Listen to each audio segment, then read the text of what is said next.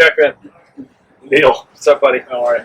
See you. Yeah, back to the chats. Back to the chat. Happy to be here. Me too. Awesome. I was hoping today we could go over. So I know in access control, boards require power. They do. So does locking hardware and mag locks and so on and so forth.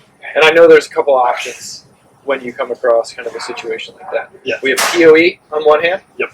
And we have PS or power supply. Yep. And POE is standing for power over Ethernet. Yep. Right? Yep. And I was wondering maybe if you could kind of go over how those are different and maybe some use cases for like, oh, okay, this requires a power supply, this only POE. Okay.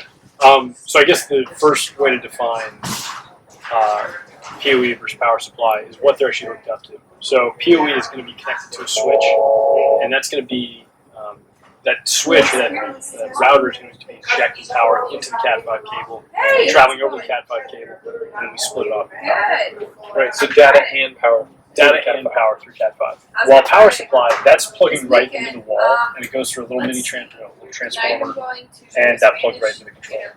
So we can pull a whole lot more power, volts and amps, out of the wall than we can out of the Cat5 cable. Right. So if we have something that requires more power, a higher power draw, think like a 1,200-pound mag lock, or a power gate operator, or an electrified exit device, right? Then we're going to need like a lot more juice to power that device.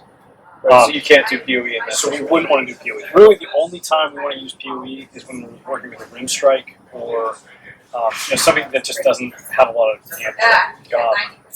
Maybe a small mag lock, but even then, we want to be careful with the impedance of the cable over a long stretch. Right. Now, when we're working with power supply or POE, we also want to think about how we're actually running the power through it. Are we running through the board, or are we going directly to the device? Mm-hmm. And if we have, imagine a big garage gate. If we power that through the controller, we fry that controller. Right. So we actually want to wire them around. But when it comes to POE and power supply, POE is definitely going to be a little cheaper. Power supply is going to be a little bit more expensive. But power supply is going to work every time. While POE can be much more convenient, but it's really going to be it's going to be convenient when we have really small amp draw or small devices. Right. Okay, cool. So when you need large power or big power draws, like for a mag lock, you should go for power supply. Power supply. If you have like a rim strike or something that doesn't have as much draw, POE is going to do the trick. Yeah. What if you don't know? What if you don't know? Err on the side of power supply. Okay. Yeah. So if you don't know, power supply will work every time. Will work every time. Yeah. Sweet. Okay, cool. What if these people want to learn more? Give you a call. Yeah. Call me. This number.